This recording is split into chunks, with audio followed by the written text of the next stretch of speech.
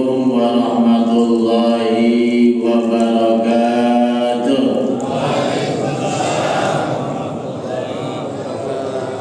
Alhamdulillah, alhamdulillah ala ni'amillah. Wassalatu wassalamu ala rasulillah.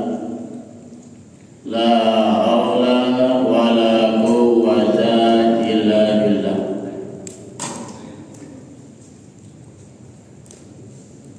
Rabbi shrah li sadri wa yassir li amri wahlul 'uqdatam min lisani yafqahu qawli.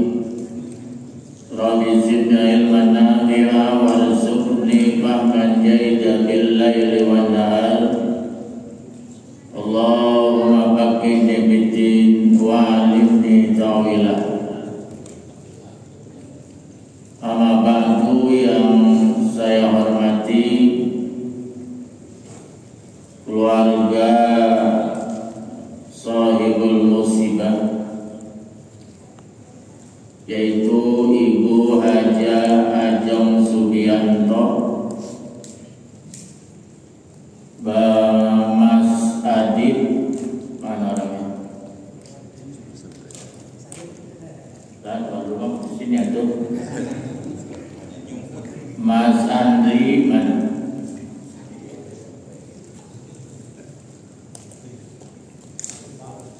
Juga yang saya hormati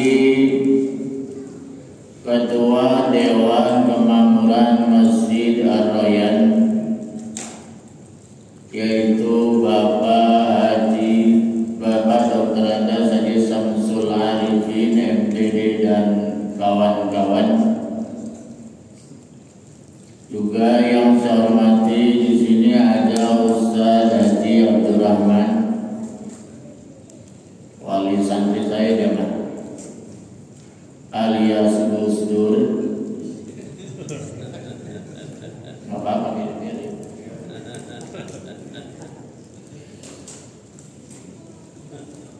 Yang ketiga yaitu Al-Ustaz Haji Suyatno alias Burung Hudhud, yang selalu membawa kabar kebaikan. Masih satu barisan dengan burung hudhudnya Nabi Sulaiman.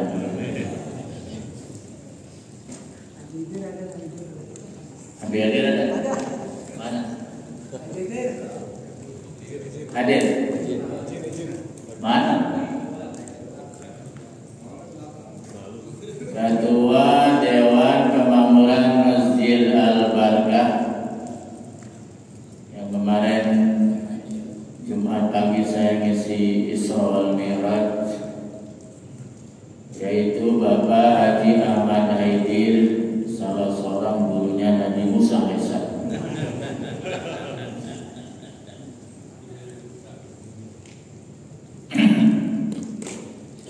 Para asatiga yang saya sebutkan satu persatu, tidak penting diabsen oleh saya itu, yang penting diabsen oleh malaikat Allah.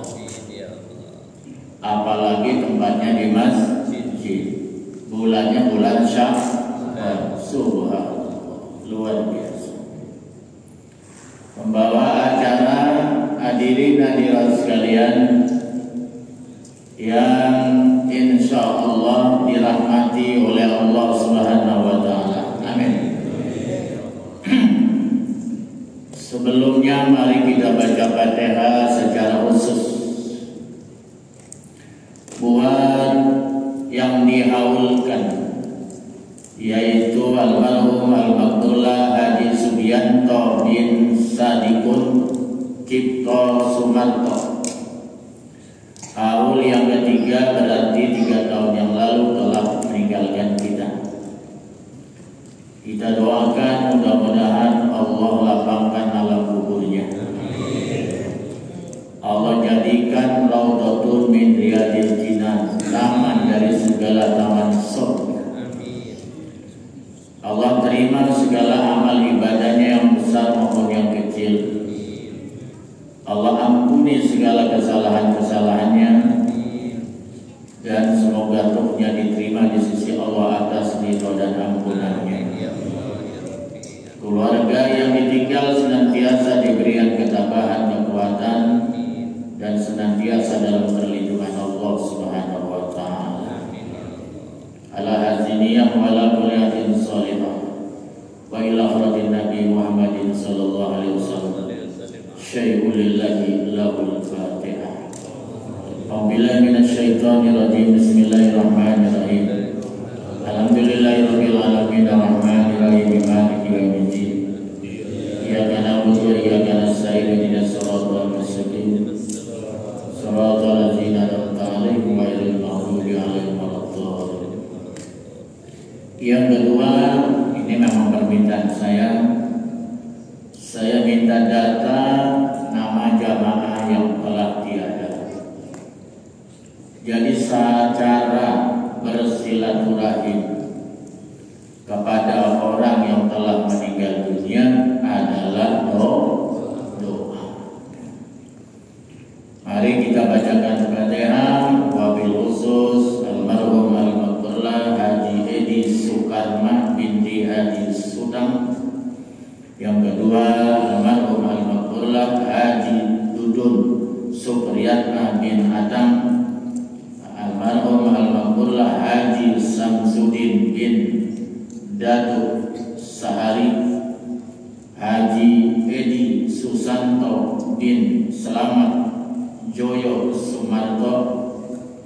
Dan juga almarhum al-Maghfurlah Haji Ubaidillah bin Sayuti. Haji Sutaji bin Sikas Suwarno. Haji Ari bin Haji Sibi. Lah istrinya berubah kali ini.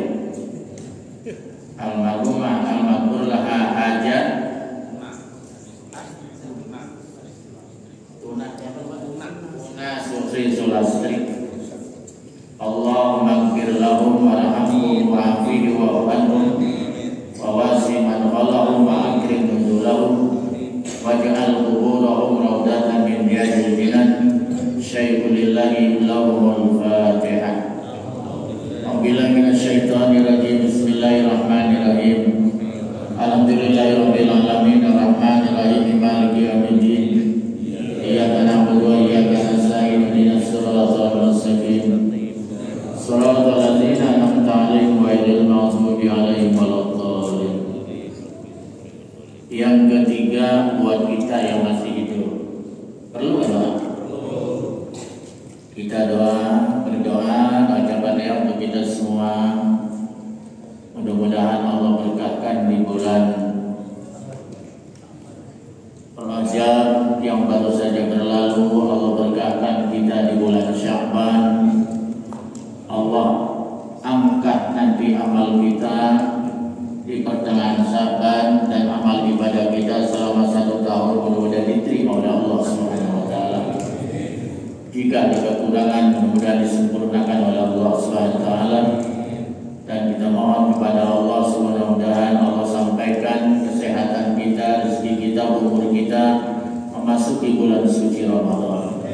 Allahumma barik lana fi Rajab wa Sya'ban wa balighna Ramadan wa ghfir lana dzunubana wa hasil maqasidana. Al-Fatihah. A'udzubillahi minasyaitonir rajim. Bismillahirrahmanirrahim. Alhamdulillahirabbil alamin arrahmanir rahim maliki yaumiddin. Iyyaka na'budu wa iyyaka nasta'in ihdinas siratal mustaqim. Shiratal ladzina an'amta 'alaihim ghairil maghdubi 'alaihim waladdallin. Amin. Ini kayaknya banyak jamaah baru yang saya lihat ini. Gabungannya? Gabungan. Dari mana nih? Dari Aroyan, dari Al-Barkah, dari Torong, Sidang Al-Hidayah ada? Al-Hidayah ada? Siapa yang sana? Ya, Al-Hidayah. Gak ada? Gak ada? Al-Barkah mana? Iya, Al-Barkah. Al-Barkah ini. Mulai lagi, Al-Barkah di mana? Al-Barkah. Kalau ini Al-Barkah. Al-Barkah mana? Akasia Extend. Oh, Ada juga akasnya 3. Itu namanya al-barokah. Biasanya musola akasnya 3, Hadi Yusra. Mana orangnya? Ada itu. Mana? Jamaahnya itu. Wakil. Musola diwakilin.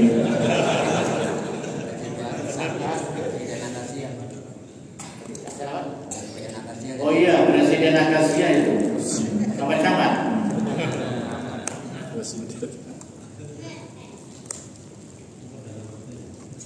Saya baru memulai berdalam tentang masalah haul ya, karena rasanya kurang enak kalau kita belum kirim Fatihah, betul?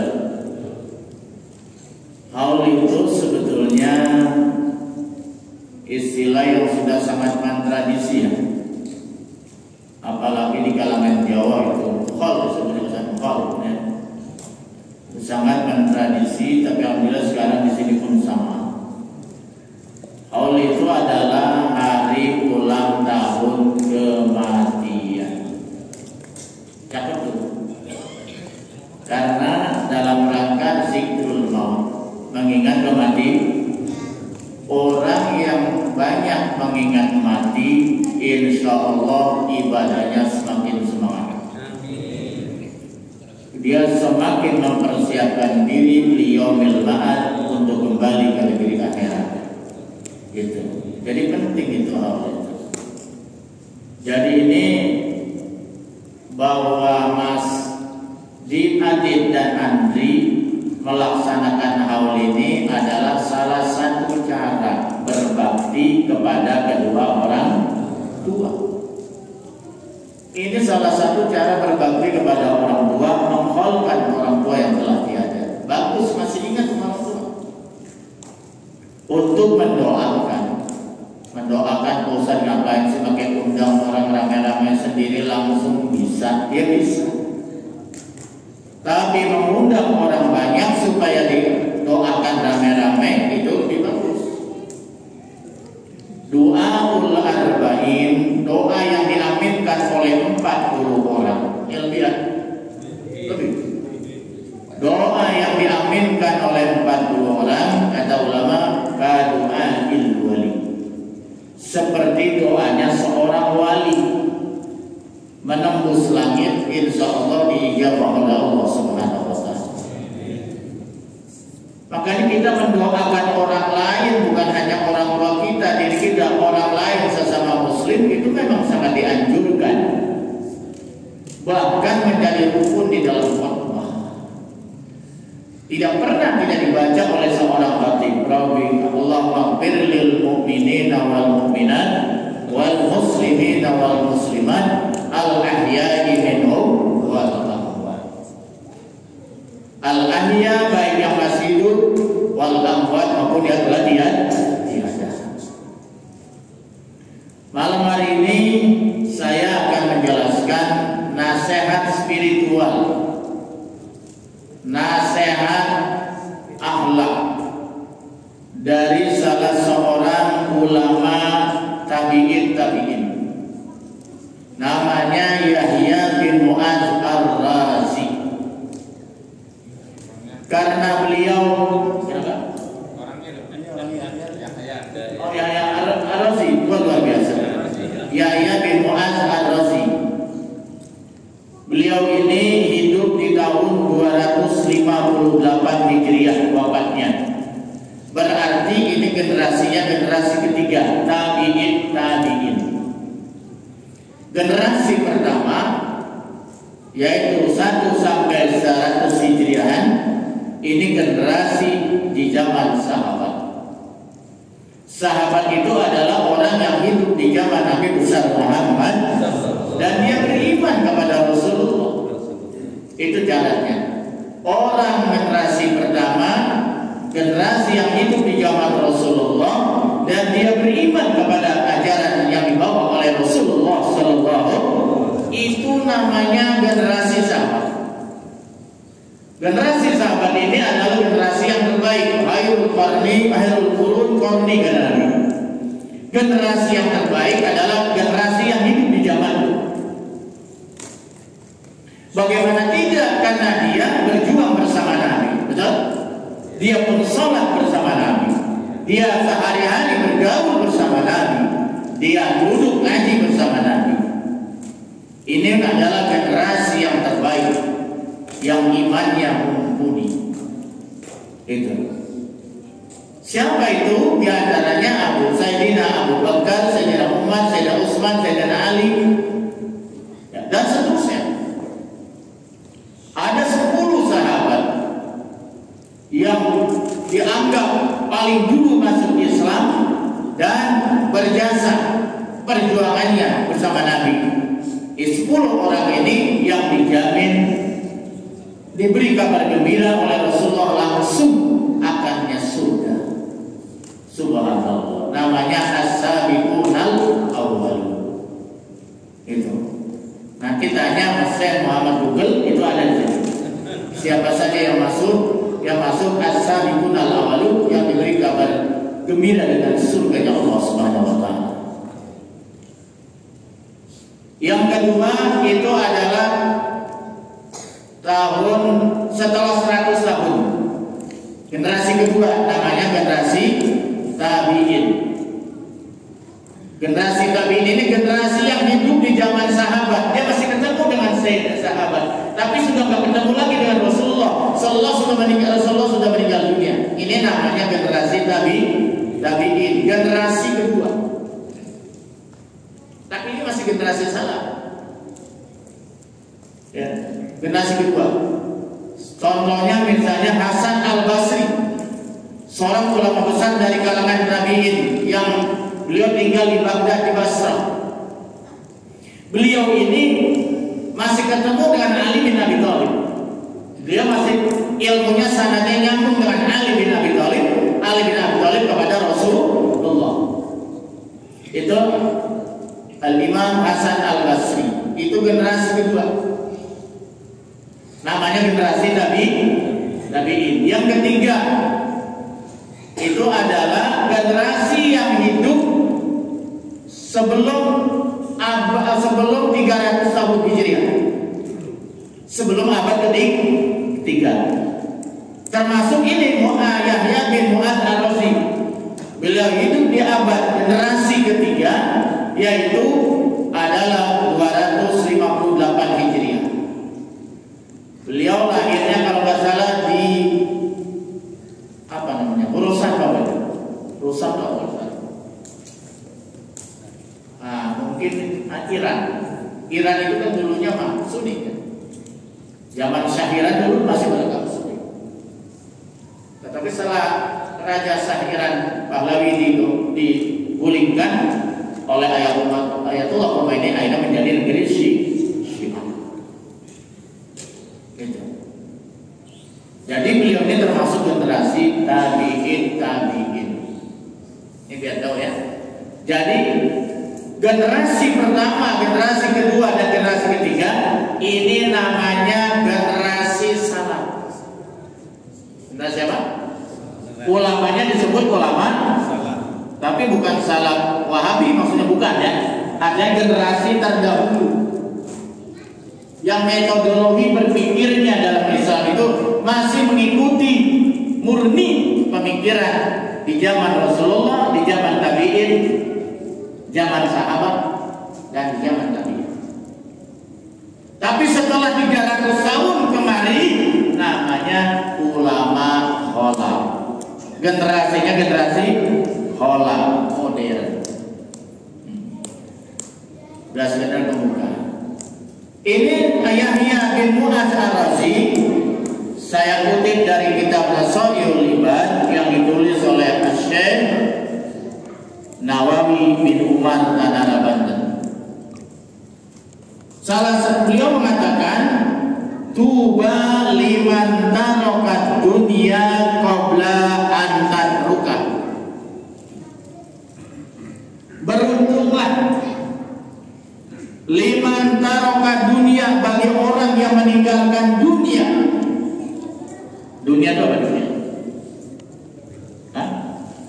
Ya semua apa yang ada di dunia ini dengan segala kemewahannya, itu namanya dunia. Harta benda, ya pulus, jabatan, apalagi istri, anak-anak, perusahaan yang kita miliki, apalagi nama yang punya nama tenar, gitu kan? Itu juga semuanya adalah urusan dunia.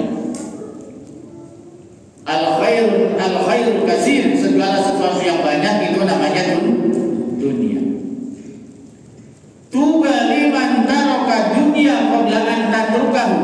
Beruntunglah, berbahagialah orang yang meninggalkan dunia sebelum dia ditinggalkan dunia.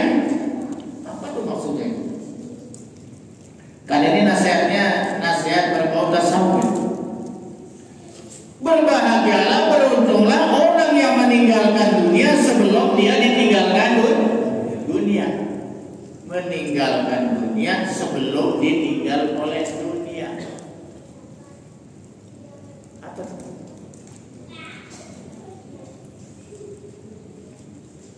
Dan di sini jelaskan liman surafa amwalahu bin anwin bi anwa'il bir qabla zihabiha.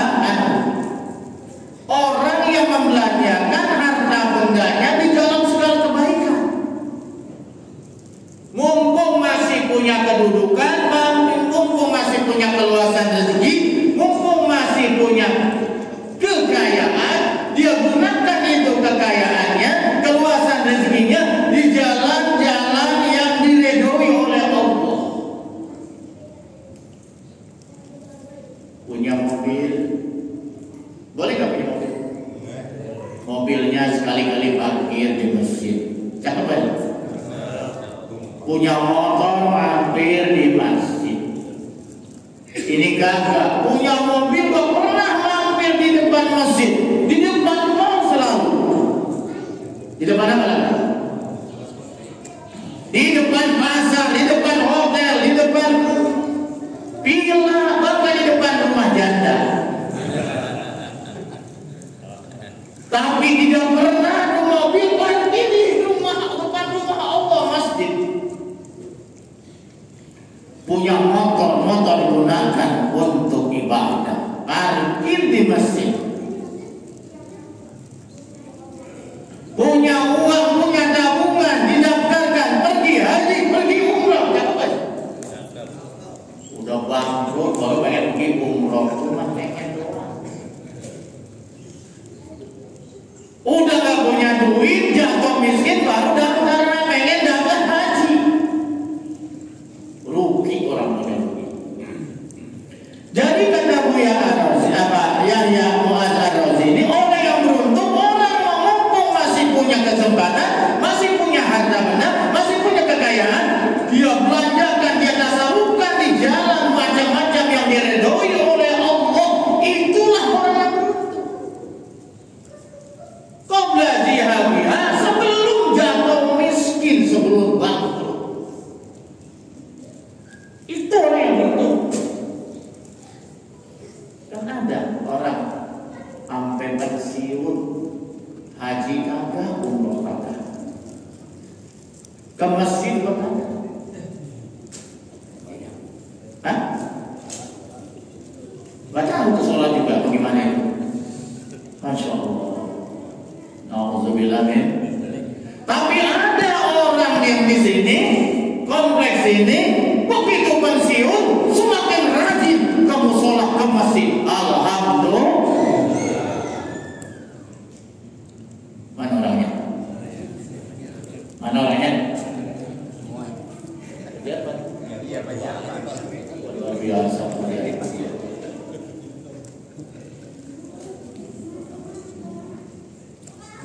Saya pulangnya.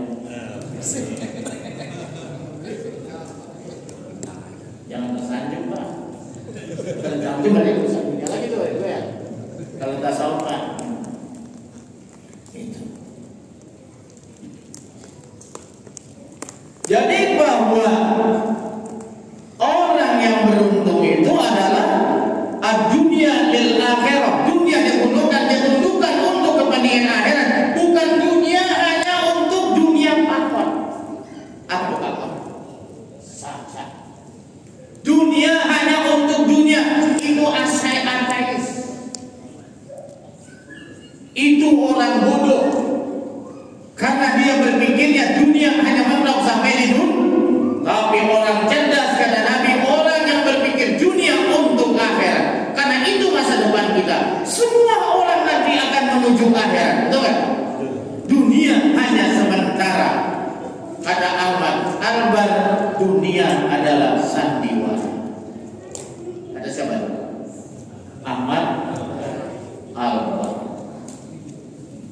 hidup di dunia hanya sandiwara. Ada yang jadi orang miskin, sabar nggak dengan kemiskinan, tapi dikasih harapan oleh Allah. Nanti orang miskin yang sabar dan taat kepada Allah masuk surga paling dulu. Enak nggak? Mau jadi orang miskin? Oh. Yang dikasih kaya bersyukur, gunakan kekayaannya, keluasan rezekinya untuk persiapan akhirat, untuk berbuat baik kepada sesama manusia. Jadi kalau orang hidupnya cuma dunia, hanya untuk dunia, itu orang bodoh.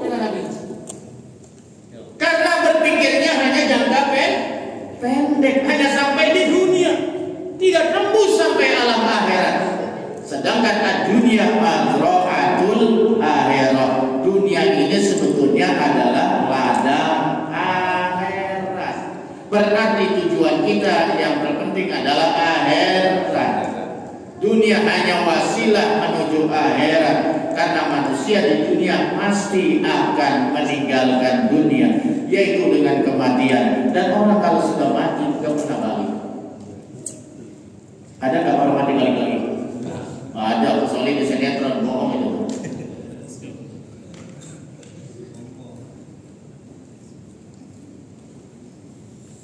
Itulah bapak-bapak sekalian. Oleh karena itu bapak-bapak sekalian, gunakanlah kita yang masih diberikan kesempatan hidup. Kalau saudara-saudara kita yang telah meninggal dunia, termasuk yang kita uruskan, mereka sudah selesai hubungan di dunia, betul kan? Tapi kita ini yang masih menjalani dunia, jangan sampai tertipu oleh dunia. Persiapkanlah untuk bekal akhir, karena nanti yang namanya itu sedekah. Harta yang kita sedekahkan di jalan Allah mempunyai peran yang sangat penting di alam kubur. Sampai di dalam Al-Quran, kalau masalah ini bisa tulis, ini surat Al-Munafiqun ayat 10. Anfiqu mimma razaqnakum min qabli ayatiya ahadakum al-mautu wa yaqulu rabbi law akhartani ila ajalin qarib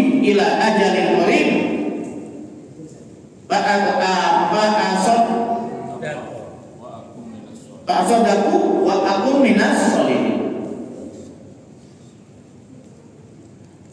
Berikanlah, infakkanlah itu harta yang telah kau berikan rezeki, adalah dirizkikan, kami berikan rezeki kepada kalian. Infakkan, sedekahkan itu rezeki yang telah kami berikan kepada Allah, yaitu sebelum datangnya kematian salah seorang dari kalian. Kemudian dia berkata, ya Rabb, kalau bisa tundaklah ajalmu sebentar saja, kembalikanlah aku ke dunia, aku pengen sedekah. Bisa nggak dia? Nggak bisa. Orang kalau sudah meninggal dunia itu nggak bisa balik lagi, karena dia melihat begitu manfaatnya, begitu peran bahasa besar, peran saudara di alam kubur, sampai dia minta kepada Allah, tunda sebentar saja, kembalikan saya ke dunia, saya mau sedekah. Kontrakan saya itu yang banyak saya mau jual dulu, biar 2-3 pintu saya mau sedekahkan. Bisa nggak? Nggak bisa. Mobil saya yang saya tinggalkan itu ada 3, saya mau jual 1, saya mau sedekahkan. Tidak bisa. Betapa besarnya itu peran sedekah di alam kubur. Ada salah seorang pengusaha roti langganan saya. Saya itu kalau pengajian bulanan suka beli roti buat para santri, buat para wali santri. Tinggalnya di Alfitrah agak ke dalam. Meninggal dunia masih meninggalkan hutang. Karena masih banyak hutang, ini keluarganya datang kepada saya, mau dijual rumahnya. Saya disuruh beli. Ya saya nggak punya duit, betul ya? Rumahnya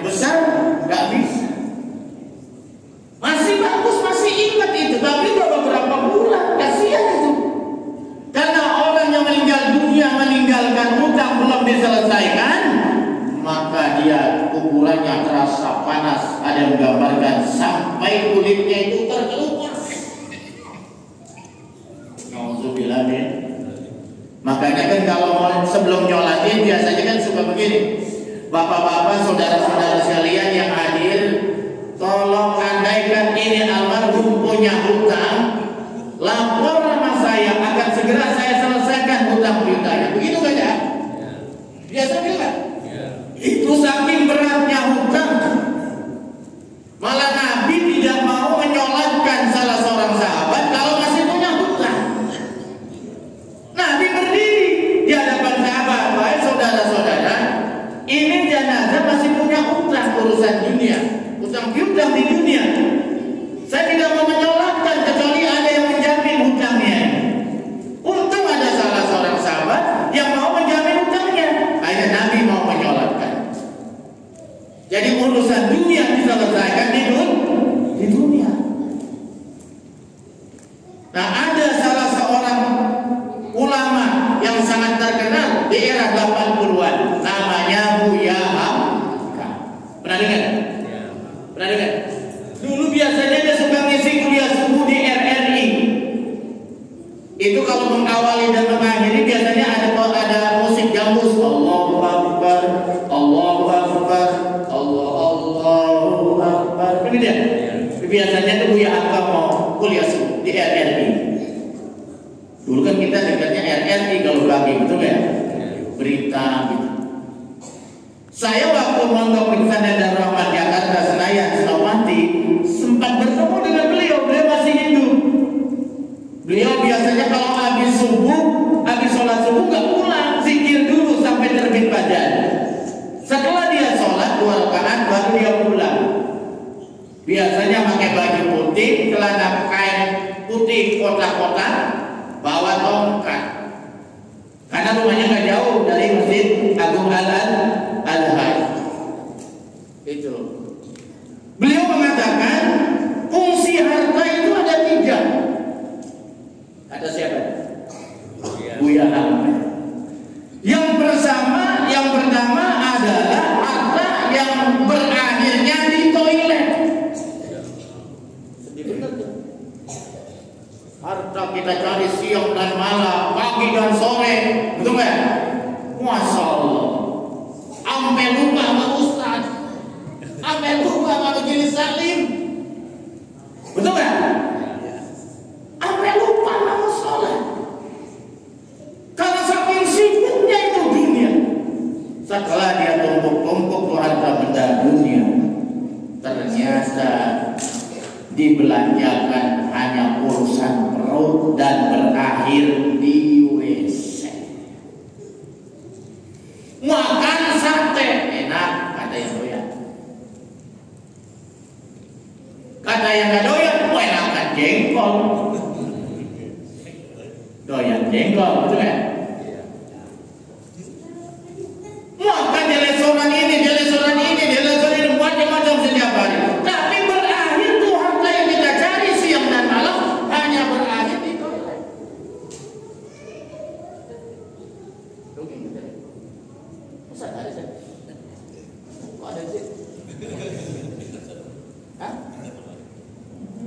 Kawan lama ya? Itu. Yang kedua, kata Buya Hamka, harta yang berakhir di tangan ahli waris.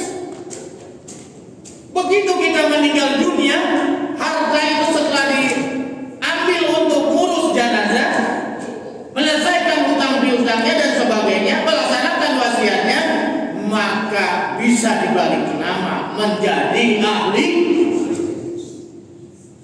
Ada lagi nama kita. Harta yang kita cari siang dan malam udah gak ada nama kita lagi, beralih ke tangan ahli anak kita, istri kita. Ilok cuma sampai di situ. Buat kita mana? Di akhir ambil kita. Rugi gak? Rugi gak? Nah, yang ketiga yang penting. Kata Buya Hamka, ada harta itu yang tetap kekal.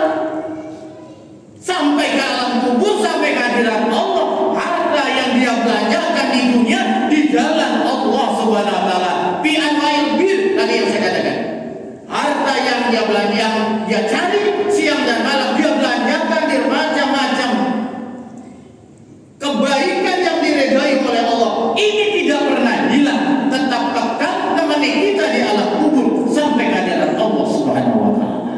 Apa? Nah, kita udah sampai sejauh mana?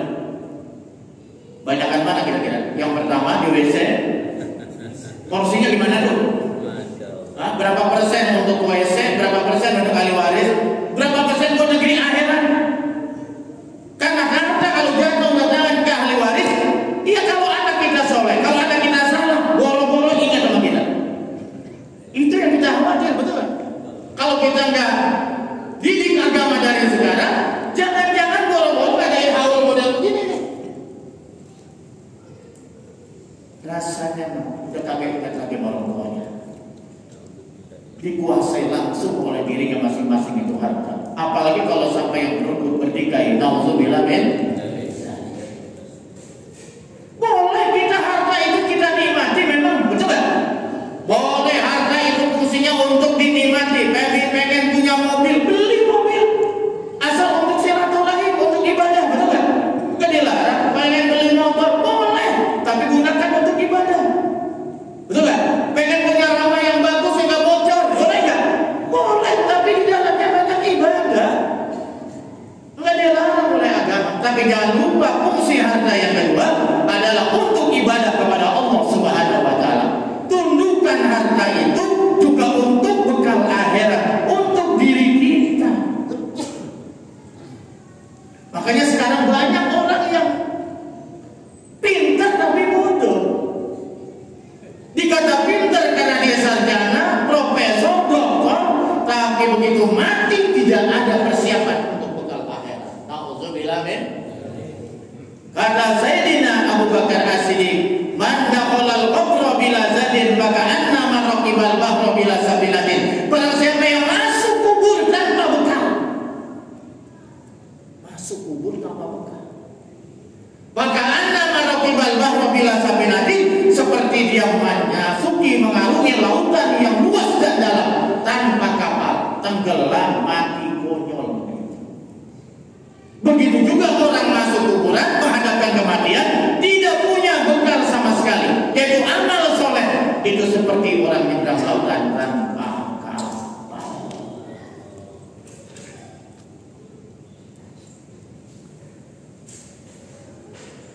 Tapi sekarang alhamdulillah sih kalau ngelaut udah ada enak karena pasirnya udah dibongkar. Betul ya? Perintah presiden, wah kalau nggak dibongkar itu muter-muter di situ. Habis 15 meter itu solar, nelayan cuma dapat 2 kilo semalaman suntuk. Masya Allah, itu di dunia. Betul atau benar? Lanjut. Yang kedua, pesannya ada 3 nih nasihatnya. Yang kedua yaitu tuba. Bisa nggak pakai kalimat tuba, hanya pakai kalimat atau wabana qabrahu qabla ayadhulahu. Beruntunglah orang yang bangun kuburan sebelum masuk kuburan. Wah, ini pesan sangat mendalam ini luar biasa. Beruntunglah orang yang gali kuburan sebelum masuk kuburan.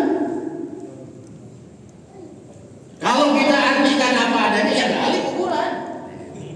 Kalau punya tanah orang lagi digali. Boro-boro orang sekarang mikirin gali kuburan. Jadi kuburin di mana aja bingung, belum ada tempatnya. Kuburannya aja jangan tahu di mana dikuburin. Apalagi berbicara amal soleh, betul kan? Harusnya dipersiapkan betul, dipikirin dari segala agar kita mati jangan menjadi beban keluarga kita, betul kan? Matinya dia nyusahin nih orang itu. Udah amal ibadahnya kepada Allah nggak ada, ninggalin duit sama sekali kagak. Emang orang mati itu belum biaya kan? Betul kan? Malah dijadiin punya pada sadraman. Kata anaknya kurang ajar juga orang tuanya. Jangan jadi beban. hidup, jangankan hidup, mati aja masih perlu biaya, betul kan? Mesti kita pikirin dari sekarang.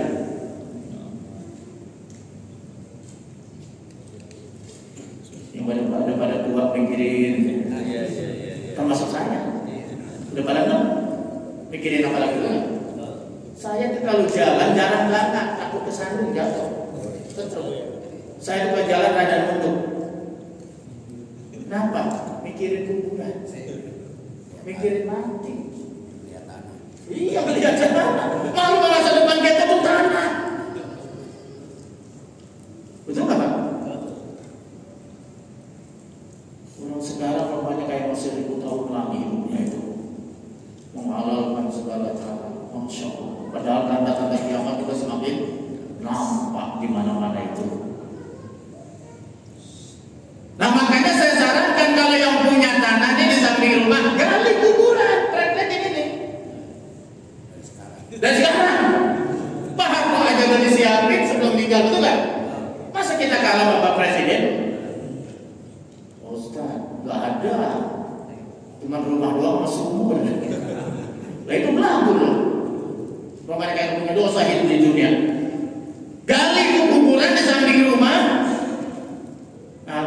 Lagi ngapain kuburan lagi jauh-jauh? Ziarahnya susah betul kan? Kalau punya bakal produk jadi tiap hari bisa ziarah ke anak. Hah?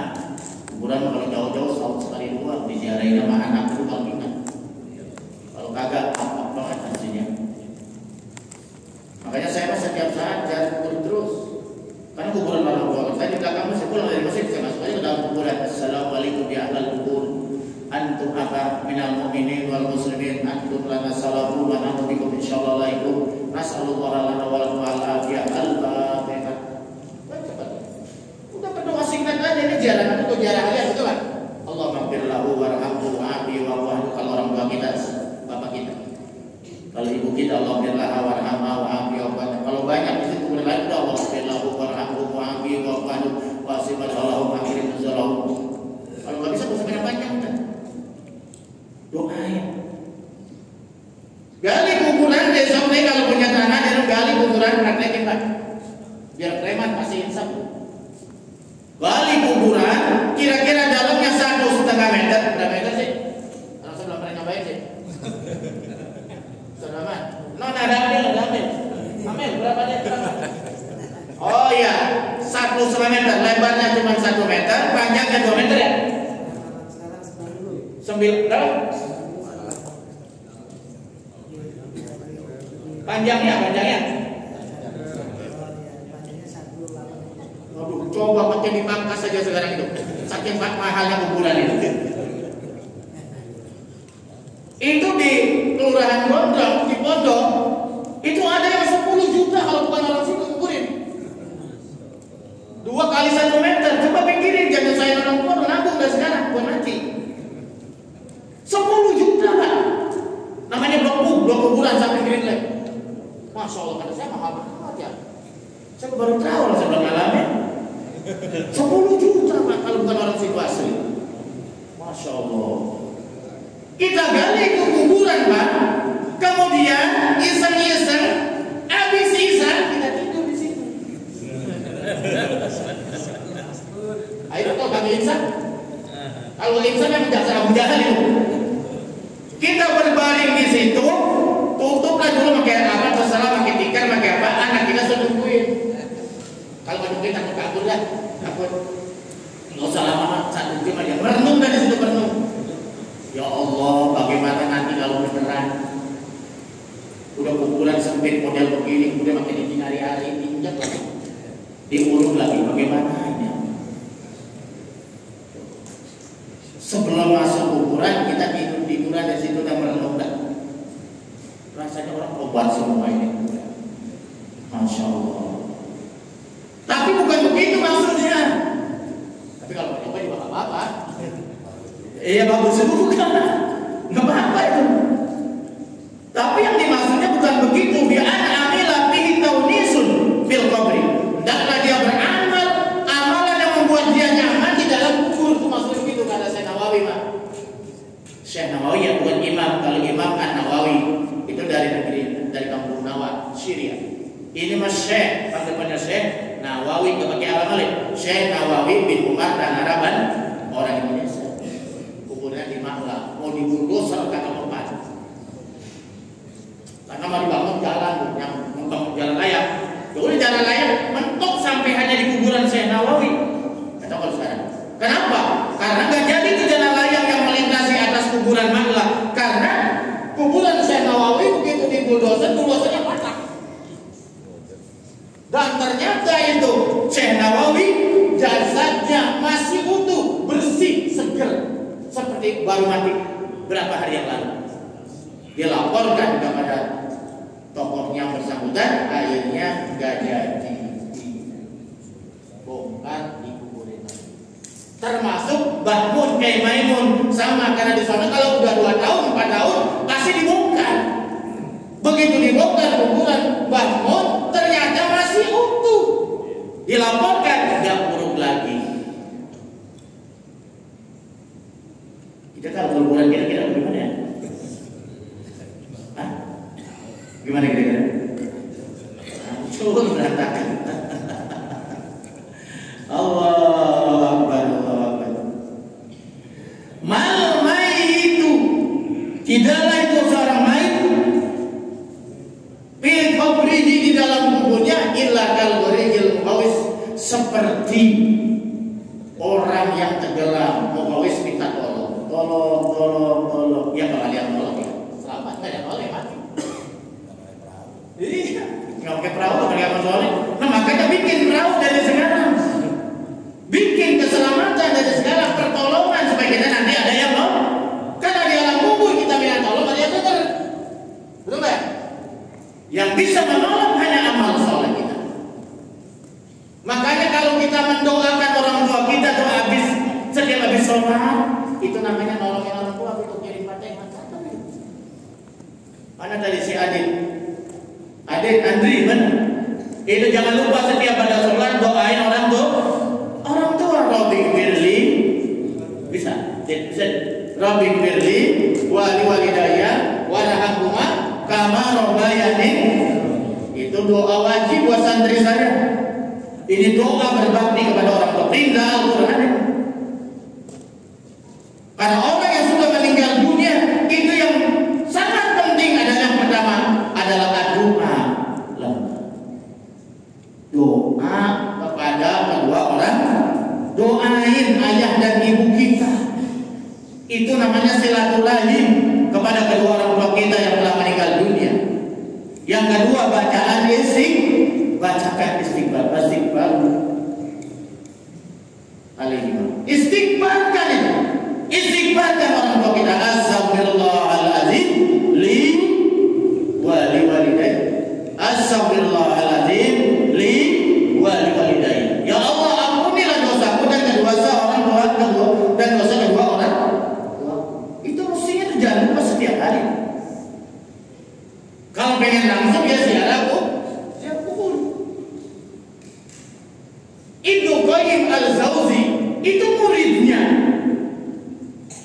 Ibnu Taimiyah, tokoh Wahabi kan? Dia pun mengatakan, ini Ibnu Qayyim al-Jauzi termasuk pemikirannya banyak, populer di kalangan Ahlussunnah wal Jamaah. Kalau kita ziarah kubur ke makam keluarga orang tua kita misalnya, itu baru nampak kaki kita nampak masuk ke ruangan makbarah, ke halaman makam, itu orang tua kita sudah datang. Anak saya datang, mantu saya datang, cucu saya datang. Begitu dia beri salam, assalamualaikum alal kubur, dijawab oleh orang tua kita.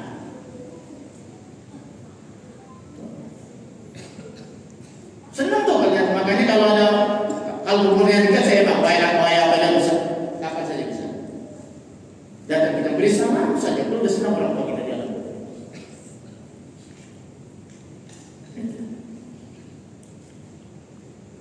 Nah ini bapak-bapak sekalian, diriwayatkan yaitu dari Waki dari Malik dari Abdullah bin Ubaid dari orang tuanya. Beliau menceritakan bahwa kuburan itu ngomong, Pak, atas izin Allah. Tanah kuburan ngomong. Apa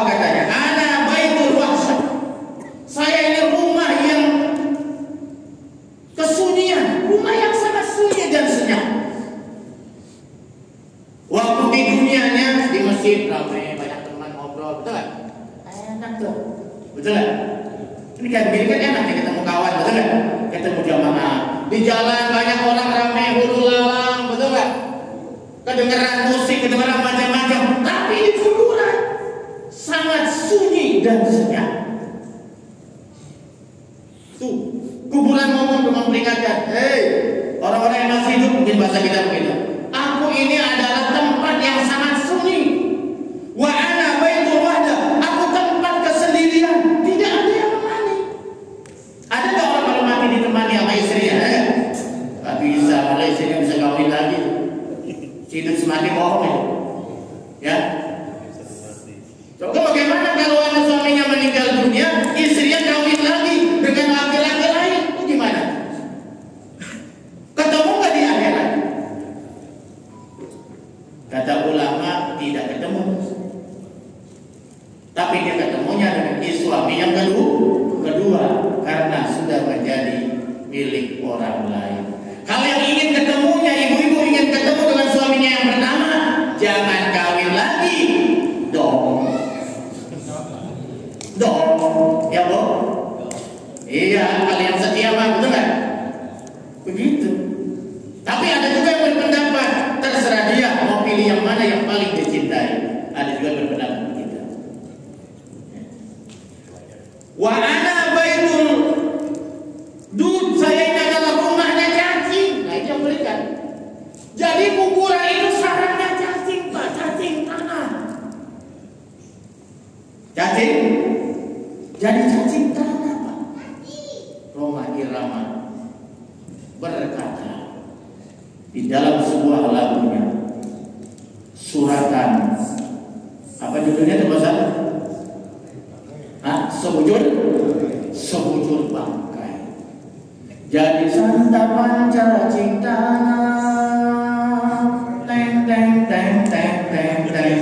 Jadi santapan cacing tanah, hanya kerangka yang tersisa. Itulah suratan sang badan, ke bumi dikembalikan.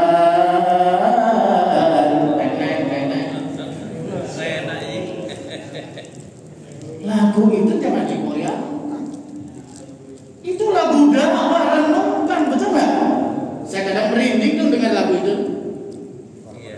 Malah ada joget, nggak kualat ini. Judulnya aja udah sebujur bangkai. Jadi manusia kalau sudah mati jadi santapan cacing tanah, sehingga tinggal kerangka yang tersisa. Itulah suratan sang badan, kata orang Arab. Dikembalikan ke bumi, dikubur. Habis dah sampai sini. Yang sebab Allah tentu kalau orang yang soleh, kuburan itu seluas istana, malah diluaskan 70 ziro. Kiri kanannya bagaikan taman yang serba hijau yang sangat luas. Dia tidur kagak mendus-mendusin, berarti apa? Dibangkitkan, alhamdulillah. Tapi kalau yang ahli maksiat gak bisa tidur siang dan malam, selalu mengalami siksa kubur. Ada lagu dalam itu? Tidak lain. Bukan nyanyi, bukan. Sadar Rahman saya duluin. Saya jadi malu. Siksa kubur tuh tahun 70-an saya masih di SMP, Pak. Atau banyak tidak lele. Iya, podcast melalui tawaran pimpinan S. Ahmadi dari Surabaya. Kita kasetnya direkam oleh Media 5. Yang terakhir pesan beliau adalah wa ad-darabahu qabla ayaqah. Dia redha Allah sebagai Tuhannya sebelum dia ayaqah, sebelum dia ketemu Tuhan. Maksudnya dengan kemati. Kalau pengen ketemu dengan Allah ya harus mati dulu. Jadi sebelum dia meninggal dunia, dia sudah ikhlas, dia redha, disuruh sholat, ikhlas. Jelas nggak kita sholat? Ikhlas apa beban? Ikhlas. Yang benar. Sholat dulu ini perasaan. Tadi pagi kalau di sholat ini udah isya lagi aja, ujuk deh. Dia lah begitu. Hah? Tapi orang yang sudah sholat malah menjadi kebutuhan, bertingkatan kita. Dia justru yang menjaga waktu azan, dia menjaga waktu sholat, dia menantikan sholat karena dia kangen ingin ketemu dengan Allah. Betul nggak?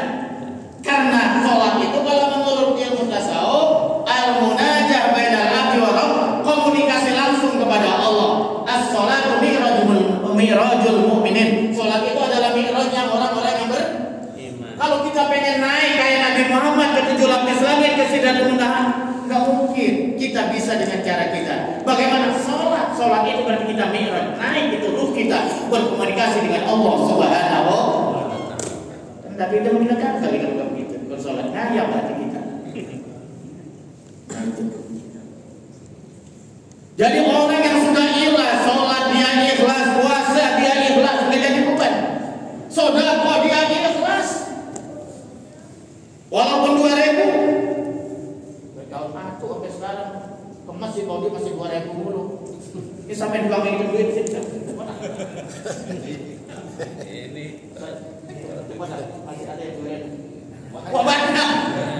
Masih banyak yang 2.000. Ya Allah, ngaca apa ngaca? 2.000, gue pengen masuk surga, emang bagus. Ngaca gitu. Hah? Masuk ke WC 2.000. Masa masjid kayak begini disamakan sama toilet? Kurang ajar.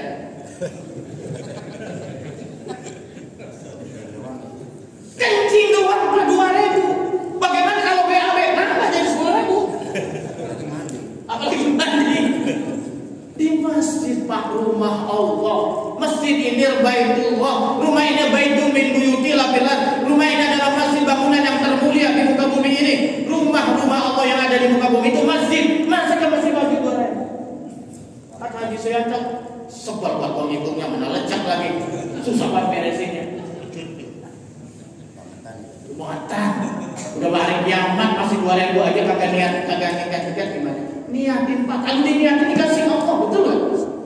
Bapak niatin, besok saya nggak mau 2.000 lagi, besok saya mau bawa 10.000, insya Allah ketemu Pak kalau diniatin. Yakin nggak kira? Yakin nggak? Saya begitu Pak, amal kayak orang-orang pakai 1 juta, 2 juta, saya kagak bisa. Nunggu waktu kalau gimana, nunggu nabung. Ya sudah, setiap hari Jumat saya bawa 50.000. Saya niatin, tapi ketemu aja. Ketemu aja 50.000. Masukkan kotak amal, ya Allah pahalanya buat kedua orang tua saya. Orang tua dapat pahala, kita yang bersedekah juga dapat. Itu namanya cerdas. Cerdas. 2.000. Ya. Kata malaikat, ya. Potongan 2.000 lu emper aja belum tentu dapat lu surga lu. Di mana surga 2.000? Memang dosa pelecehan. Ya Pak? Bapak singgung gak sih ngomong gini? Kesinggung gak? Enggak. Kan Bapak potongannya bukan potongan 2.000. Allah Akbar. 2.000 penting ikhlas Pak Ustaz. Apalagi 10.000, 5.000 ikhlas. Lebih cakep, betul gak? Jadi yang ini juga semangat. DKN juga bisa siksa. Membangun apa, melebaran apa, merenovasi apa, duit ada, betul nggak? Coba bawa duit 2.000 ke apa, ngapain? Parkir katanya, parkir Pak. Buat duit ke 2.000 agak mau parkir. Parkir aja sekarang 6.000 1 jam. Itu rumah sakit 1 jam 6.000. Betul kalau di mal-mal mewah itu bisa 8.000 kali, betul ya? Nah kita di sini parkir bebas betul ya? Ayo coba besok kalau dia berapa nih? Sedekah itulah yang sangat menolong kita nanti di alam kubur. Ya, terakhir sebagai penutup karena bulan Sya'ban saya akan sampaikan hadis Rasulullah sallallahu alaihi wasallam. Ingatin zalika syahrun yaghfirul nas anhu. Yang belum dengan kalau nanti diceritakan gobala yang bilu atau bala kulu Ini adalah bulan yang sering dilalaikan oleh manusia, katanya. Bulan yang sering dilalaikan oleh manusia. Nabi yang ngomong, Pak. Nabi ngomong. Baina Rajab wa Sya'ban Ramadan, antara Rajab dan Ramadan. Atau di tengah-tengahnya namanya bulan Sya'ban. Rajab udah lewat, Ramadan belum datang, di tengah-tengah Sya'ban ya sekarang Sya'ban. Puasa Pak, ntar aja tanggung Ramadan. Tahajud Pak, ntar aja tanggung Ramadan. Sedekah Pak, ntar aja tanggung. Banyak orang yang lalai. Tuh, banyak orang yang lalai di bulan Sya'ban ini. Ya. Wa huwa syahrun, itu ada satu bulan turbaul amal yang diangkat itu amal-amal manusia ila rabbil alamin, langit hadirat Allah rabbil alamin. Jadi bulan Sya'ban ini bulan namanya Ramadan Sanawiyun, setoran amal tahunan. Selama 1 tahun amal ibadah kita dikumpulkan kemudian diangkat ke langit. Ya, kalau diterima, kalau tidak, mudah-mudahan kita mohon pada Allah asal amal ibadah kita selama 1 tahun diangkat ke langit, diterima oleh Allah Subhanahu wa taala. Kalau ada yang kurang sempurna, disempurnakan oleh Allah Subhanahu wa taala. Makanya nanti pertengahan Sya'ban namanya malam nisfu pertengahan. Biasanya di sini nisfu awal atau nisfu sana? Nisfu awal berarti malam 15. Malam 15 banyak beribadah kepada Allah, kumpul di masjid, berdoa, baca doa malam nisfu Sya'ban, supaya amal ibadah kita selama 1 tahun diangkat dan diterima oleh Allah Subhanahu wa taala. Alangkah ruginya kita ibadah 1 bulan, 1 tahun penuh ditolak oleh Allah. Alhamdulillah ya. Tahun sekali ada yang harian itu biasanya waktu subuh dan asar itu malaikat menyaksikan kumpul antara malaikat dan siang, penjaga siang dan penjaga ya ta'aqabuna, mereka saling tukar shift tugas. Disitulah amal ibadah kita disaksikan, ibadah sholat asar dan subuh. Hebatnya sholat subuh. Kemudian diangkat ke langit, disetor, kita dalam keadaan sedang sholat berjamaah di masjid. Alhamdulillah. Ada lagi yang usbu'iyun, ibadah yang diangkat setiap, disetor setiap minggu, yaitu Senin dan Kamis. Makanya Nabi puasa Senin dan Kamis. Nah, makanya di sini kadang ba'uhibu ayyurba'a amali wa ana sha'im. Aku sangat senang kalau aku amal ibadahku diangkat, aku sedang berpuasa. Nah ini nih, sering puasa tidak. Jadi amalnya lagi puasa, amalnya diangkat terus, lagi puasa cakap. Masya Allah. Ini hadis riwayat Abu Dawud wa Nasa'i wa Ibnu Majah. Terima kasih, ini yang dapat saya sampaikan. Ya, 3 pesan moral ini sangat bagus sekali. Kemudian itu kita dukungan bersama. Ya, mudah-mudahan yang telah meninggal dunia ditempatkan di sisi Allah di tempat yang ya indah tentunya, tempat yang nikmat ya. Dan kamu biar kau mendapat nikmat surganya Allah Subhanahu wa taala. Dan kita yang masih hidup ini mudah-mudahan Allah wafatkan kelak dalam keadaan husnul khatimah. Terima kasih. Assalamualaikum warahmatullahi wabarakatuh.